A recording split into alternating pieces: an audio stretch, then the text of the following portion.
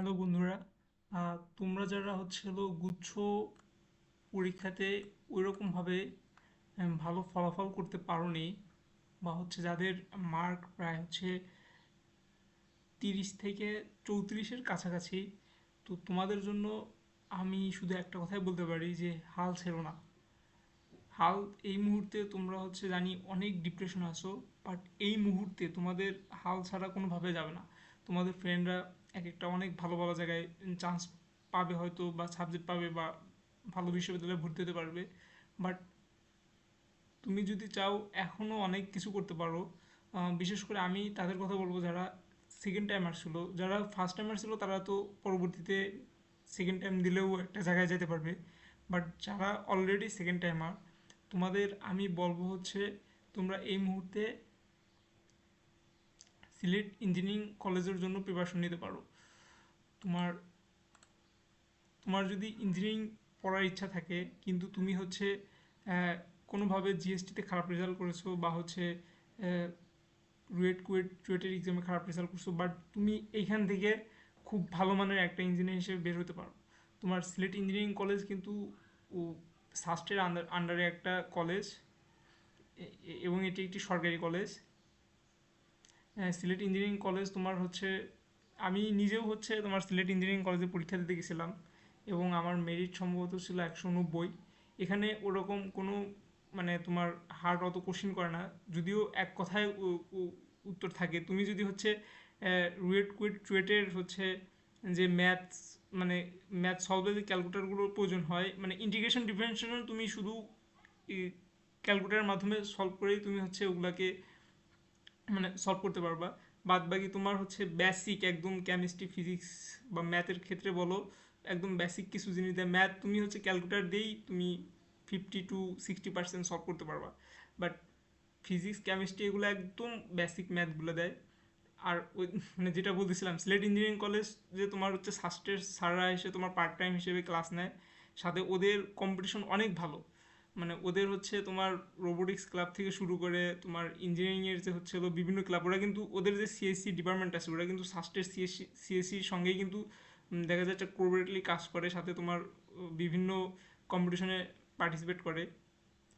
আহ, এই কলেজের কথা তোমরা অনেকেই জানো না, কিন্তু আমি যদি ইঞ্জিনিয়ারিং সাবজেক্ট না পেতাম গুচ্ছে, তবে আমি অবশ্যই সিলেট ইঞ্জিনিয়ারিং কলেজে ভর্তি হতাম।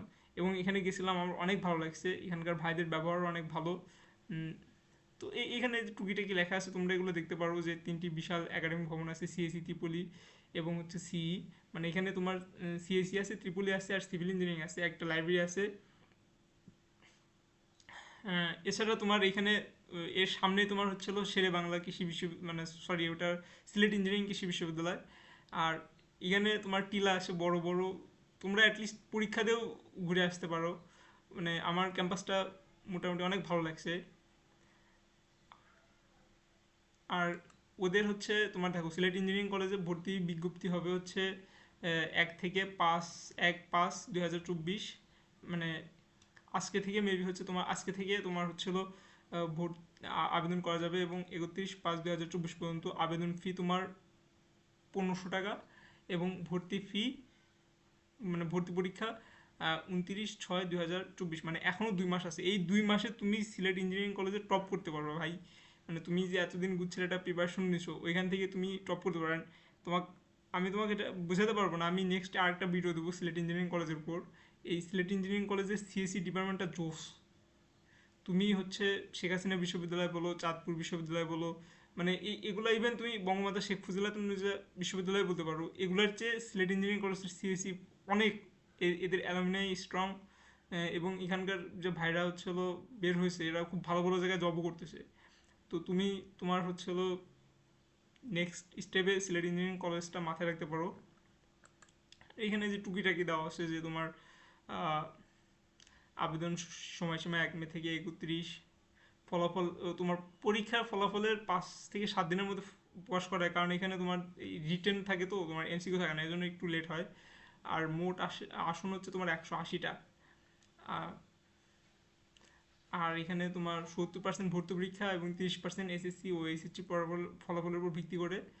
আর দেখো, ওই যে পদার্থতে 30, গণিতে 30, রসায়নে 20, ইংরেজিতে 20। তোমার ইংরেজিতে 20 তোলাটা একটু ইজি, কারণ তুমি ওদের কোশ্চিন ব্যাংক ঘাটলেই বুঝতে পারবা যে তোমার ইংলিশে কিন্তু আবার অপশন দেওয়া থাকে, বাট তোমার পদার্থ গণিত এবং হচ্ছে মানে ফিজিক্স কেমিস্ট্রি ম্যাথে তোমার অপশন দেওয়া থাকে না, বাট ইংলিশে অপশন দেওয়া থাকে। তো ইংলিশ ইজি করে, বাট রসায়নও ইজি করে, রসায়নে একদম বেসিক থেকে দেয়, আর যেগুলো হচ্ছে ম্যাথ দেয় ওগুলো একদম ম্যাথ সহজ। গণিতে একটু হার্ড করে, বাট গণিতে যদি তুমি ক্যালকুলেটর ট্রিক্স জানো, ওই দেখা যায় ইন্টিগ্রেশন ডিভিয়েশন এগুলো তুমি ক্যালকুলেটর ট্রিক্স দিয়ে মান বসাই দিলে তাও তোমাকে হচ্ছে হলো ওরা মার্ক দেবে। আমি যেটা করছিলাম আর কি। আর পদার্থের ক্ষেত্রেও একদম বেসিক করে, দুই একটা ডেফিনেশন আসে, বাট হচ্ছে সবই সূত্র ভিত্তিক ম্যাথ দেয়। তো আমার সাজেস্ট থাকবে তোমরা এই এটার উপর হচ্ছে ফোকাস রাখতে পারো।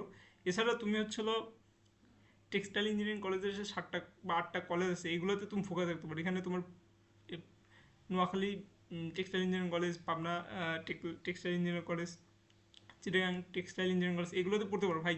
তুমি ওই বিশ্ববিদ্যালয়ে তোমার হচ্ছে হলো ওই ইয়ার সাবজেক্টগুলো পড়াচ্ছে, স্ট্যাটিস্টিক ফিজিক্স কেমিস্ট্রি এগুলো পড়াচ্ছে, তুমি হচ্ছে এই ইঞ্জিনিয়ারিং সাবজেক্টগুলো নিয়ে পড়লে তুমি ফিউচারে দেখা যাচ্ছে খুব ইজিলি একটা জব পাবা, সাথে তুমি ভালো একটা স্যালারি পাবা, তুমি বেকারিতে বসে থাকবে না, বুঝছো। আর সাথে ইঞ্জিনিয়ারিং যাদের প্যাশন, আমি বলবো যে তোমরা এদিকে একটু ফোকাস দিতে পারো।